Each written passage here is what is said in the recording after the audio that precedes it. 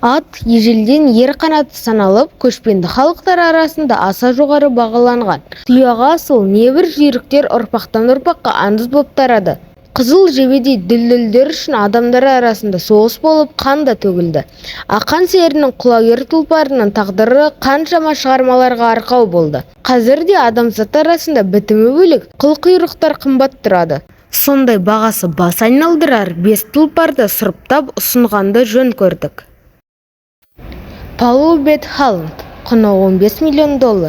Палубет Халланд көптеген жылдар бойы ең жақсы аттардың бірі болды. Ол 10 жасында Нидерландық олимпиада чемпионы Ян Топсқа $15 миллион сатылды. Ян Топс та оны тиімді пайдаланды.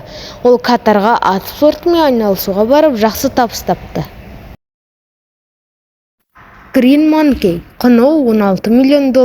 Green Monkey 2006 жылы аукционда $16 миллион сатылды. Ерекшелігі мұндай жоғары бағамен сатылатын тұлпар бұрын бәйгелерге қатысып, атағын шығарған болуы керекті. Бірақ Green Monkeyде мұның бірі де жоқ еді.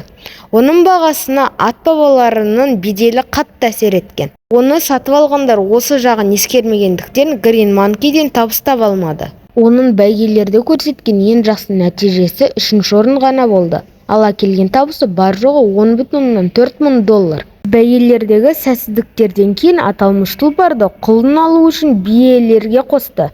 Бірақ бұл да $5 мың артық пайда әкелмеді.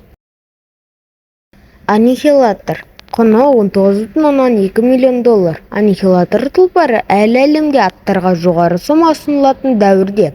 1989 жылы $19,2 миллион сатылды. Бұл ат бәйгелерде үздік нәтиже көрсетті. Оны көпшілік жирентісі үшін де ерекше жақсы көрді. Мурлан Стотилус, бағасы $21 миллион. Мурлан Стотилус лақап атымен танылған голландиялық тұлпар көрермендерді 4 аяғындағы аласымен өзіне тартатын. 2011 жылы неміс жылқы жанкүйерлері оны $21 миллион сатып алды. Голландиялық айғыр көптеген жарыстарда жоғары нәтиже көрсетті. Оның тұрақты серігі шабандоз Эдвард Гал. Шериф Тансер, құны $40 миллион. Шериф Тансер жүйрігін Дубай шейхі 1983 жылда $40 миллион сатып алған. Айтулы бәйгелерде қара үзіп келген тұлпар ат спорты жанкүйерлерінің сүйіктісіне айналған. Ол иелеріне $2 миллионнан артық табыс әкелген.